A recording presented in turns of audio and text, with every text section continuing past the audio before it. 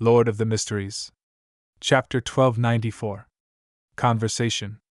If that demigod creature didn't slam into the devil's oil painting on its own accord, I'd have to summon Mr. World's historical void projection. I wonder if that can be considered as directly hiring a helper at the angel level. As Furs pondered, she drank the potion. To her, the potion was like icy water that could hurt someone due to the extreme temperature.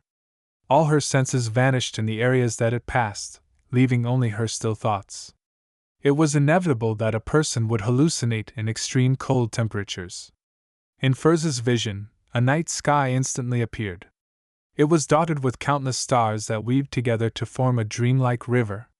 Furs's body began reflecting bits of stellar radiance, as if they came from her own body.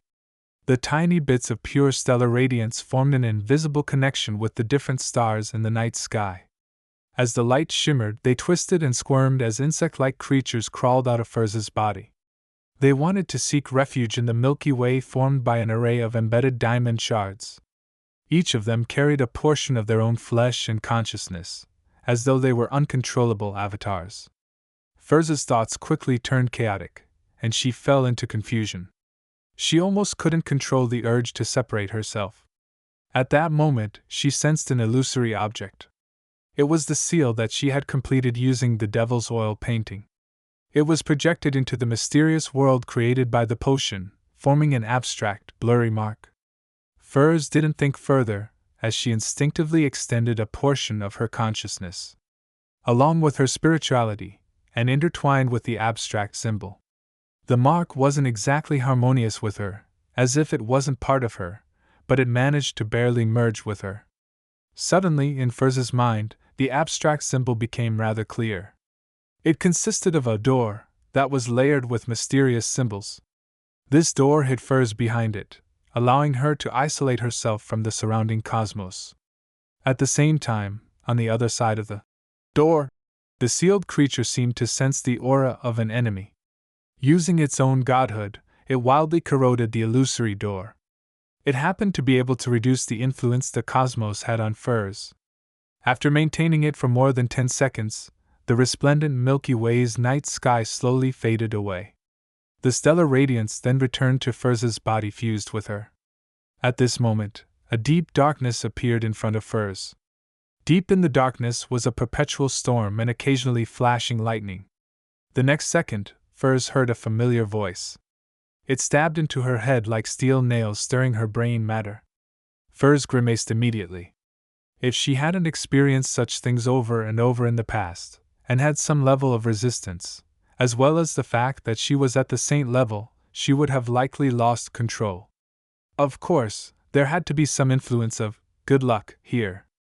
After a few seconds, she finally managed to calm herself down and hear what the voice was shouting by using cogitation. It was calling for help. It wasn't Jotun, Elvish, or ancient Hermes. Instead, it was a language that Furs had never come into contact with before. However, she could understand it the moment she heard it. She felt like it was the true source of many languages. Mr. Door would crazily shout for help every full moon. How disgraceful of a king of angels! However, even if he is seeking help, it's still a terrifying thing that I can't withstand. Furs lampooned silently. She was considering if she should pretend not to hear it and wait until she had converged her spirituality and grasped the beyonder powers of a secrets sorcerer before conversing with Mr. Door during the next full moon, or to do it now. Suddenly, the shouts from afar stopped and the surroundings became deathly silent. After 2 to 3 seconds, a wispy voice that could pierce through spirit bodies entered Furs's mind. You used the beyonder characteristics of the Abraham family. This sentence was said in a flat manner without any rise or fall, but it made the blood vessels on Furs's forehead throb. Her eyes turned bloodshot as her body turned resplendent. She almost lost control of herself. Who are you?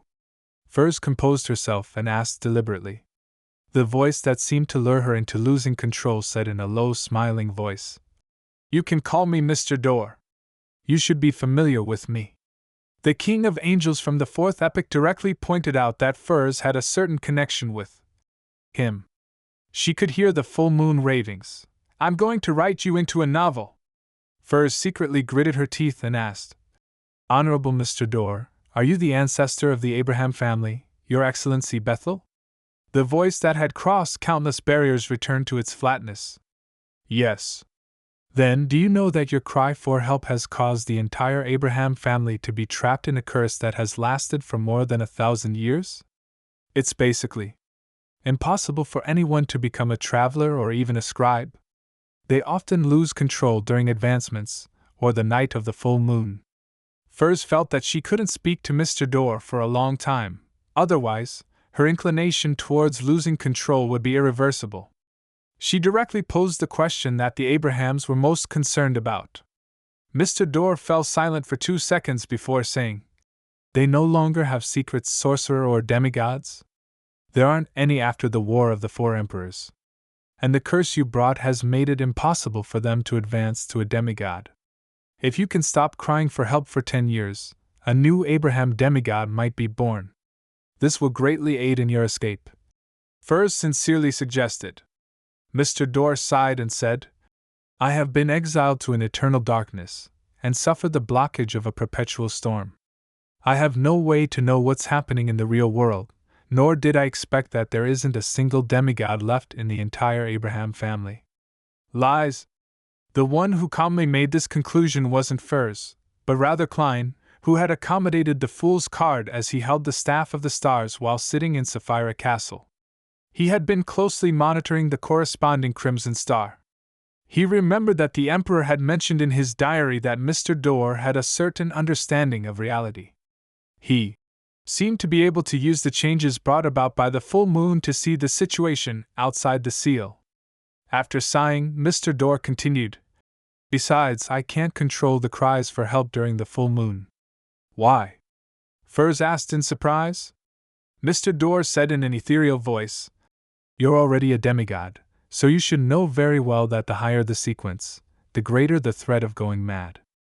An ordinary angel, even those who can walk the land freely and do what they like, without needing to engage in any additional battles, could also be gradually influenced by the Beyonder characteristics and become less like themselves. They might even enter a half-crazy state. I'm a king of angels who has been exiled and sealed for more than 1,000 years, and I don't even have someone to communicate with.